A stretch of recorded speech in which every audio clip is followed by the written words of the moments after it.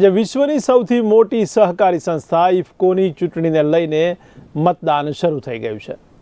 ત્યારે ઇફકોના સહકારી ઇતિહાસમાં અત્યાર સુધી ન બની હોય તેવી સ્થિતિ સર્જાઈ છે। ત્યારે ભાજપ સામે બાયો ચડાવનારા પંકજ પટેલ અંતે ઝૂક્યા છે। ત્યારે પંકજ પટેલે મધરાતે ટેકો જાહેર કરીને એક વિડીયો બનાવ્યો છે। ત્યારે બિપિન પટેલને ટેકો જાહેર કરતો વિડીયો સામે આવ્યો છે। ત્યારે બાથરૂમ જવાનું કહીને દિલ્હીથી ફરાર થયા હતા। ત્યારે હવે જયેશ રાદડિયા અને બિપિન પટેલ વચ્ચે સીધો જંગ જામ્યો છે। ત્યારે ભાજપે બિપિન પટેલને પહેલાથી જ મેન્ડેટ આપ્યું છે।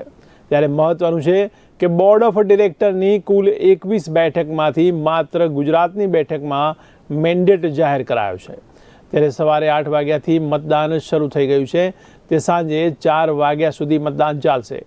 ત્યારે સાંજે 4 થી 5 વાગ્યા સુધી મતગણતરી અને 5 વાગ્યા બાદ હાઈ વોલ્ટેજ ચૂંટણીનું ચિત્ર સ્પષ્ટ થશે।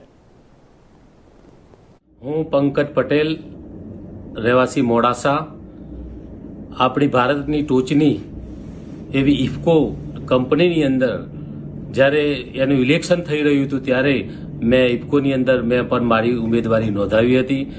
પરંતુ ભારતીય જનતા પાર્ટી તરફથી બિપિનભાઈ સાહેબને મેન્ડેટ મળતા એ મેન્ડેટને અમે ટેકો આપીએ છીએ અને હું પણ મારી ઉમેદવારી સ્વૈચ્છિક રીતે કોઈની શેષ શરમ ધાક ધમકી વગર બિન અપેક્ષાએ કોઈ પણ અપેક્ષા વગર બિનશરતી હું કોઈ પણ અપેક્ષા રાખ્યા વિના બિપિનભાઈ સાહેબને હું ટેકો આપું છું અને મારા મતદાર ભાઈઓને પણ કહું છું કે હું મારા ટેકેદારો સાથે અમે બધા જ આવતીકાલે જ્યારે મતદાન યોજાવાનું છે ત્યારે બિપિનભાઈની તરફેણમાં મતદાન કરી જંગી બહુમતીથી બિપિનભાઈને જીતાડીએ અને ભવિષ્યમાં આવનાર દિવસોની અંદર કદમને કદમ મિલાવી અને બધા ખભે ખભા મિલાવી અને સહકારી પ્રવૃત્તિ આગળ ધપે એવા તમામ પ્રયત્નો આપણે બધા સંયુક્તપણે કરતા રહીશું। તો એમાં ખેડૂતોનું પણ હિત જળવાશે અને સહકારી પ્રવૃત્તિને ક્યારેય ઊની આંચ પણ નહીં આવે એટલું કહી વિરમું છું। ભારત માતા કી જય।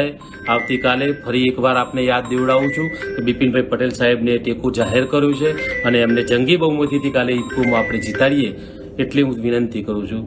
જય ભારત માતા કી જય।